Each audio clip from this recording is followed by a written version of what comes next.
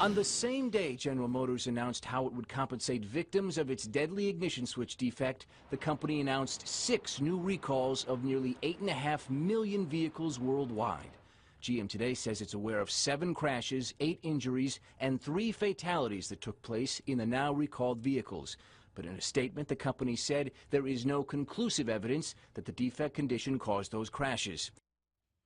Big news this year. In 2014, there were an average of about 2 recalls a day. Not a week, not a month, a day. 700 recalls for the year, affecting 1 in 5 cars.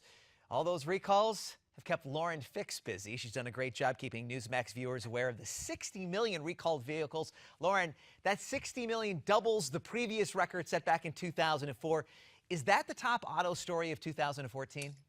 Yeah, I'm sorry to say the GM ignition switch is the top story, and right now, sadly, it looks like we're at 50 deaths right now. They're still accepting more applications, and if you know someone that was in an accident because of a deployment of an airbag that didn't occur, they are still taking applications. And the weird part of this whole story was that the attorney, Kenneth Feinberg, who I've actually spoken with face to face, told me that he is accepting applications even if there was alcohol in your system or you were speeding. They want to find out the ignition switch was in the off position, the airbag did not deploy, and you have a case. So that sort of changes things the way usually when you're looking at recalls and some sort of financial, remuneration to those people that have had injuries. That's kind of unique. Unique, and these legal battles are going to be ongoing, right? Oh, this is not going to end right away. We still have more. We're talking about Takata airbags, which actually is probably like the second or third story on the list of what's going on. I'd say the number 2 hot story of the year would be Mary Barra becoming the CEO. And this could bring her back in front of Congress. Some of the emails that are now cropping up, we don't know exactly what she did, but apparently 50,000 ignition switches were purchased prior to the recall happening with the National Highway Traffic Safety Administration, which means either she wasn't involved, which is possible, or it's possible she did know and then she lied to Congress. So we'll find that story out right after the first of the year, because I think we are not done with this story, just like we're not done with the Takata airbag story, where NHTSA finally put the pressure on Takata saying, listen, let's have a full nationwide recall. They said no. Now the manufacturers are stepping up, all of them. BMW, Chrysler, Ford, GM, Honda, Toyota, Nissan, they're all saying, you know what, bring your cars in. We're going to take care of it. We want to keep your business. And I think that's great that they're on top of that. Well, Mary Barra faced the bright lights testifying in front of Congress this past summer. How do you think she performed this year? I tell you what, I wouldn't want to be in that hot seat, because I think based on what she's had to deal with, I think she's done pretty good. And she's made a lot of changes in the company, not just with their product, but with their organization.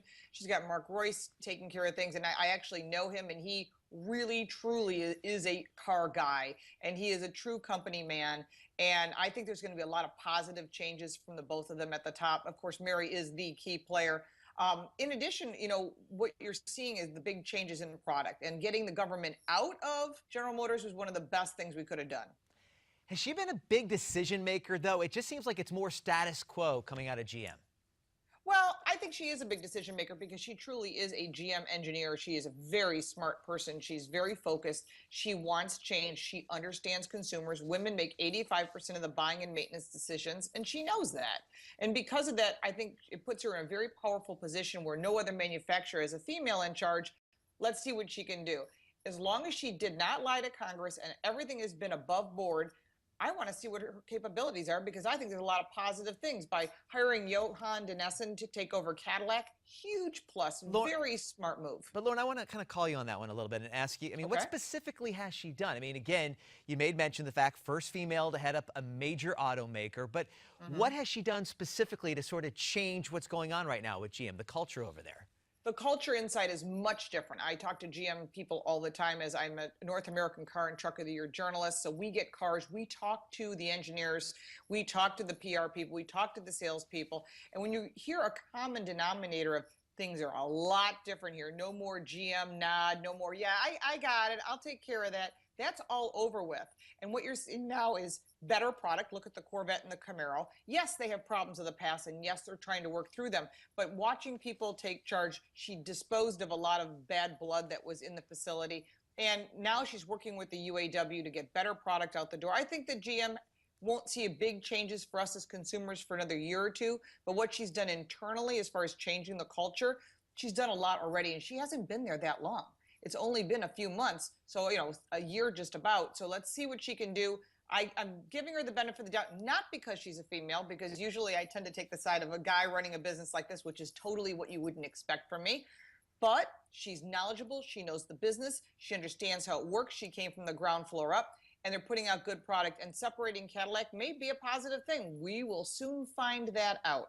Yeah, she's just 16 days shy of that 1-year work anniversary in that position. Yep. So as you mentioned, it is definitely a hot seat.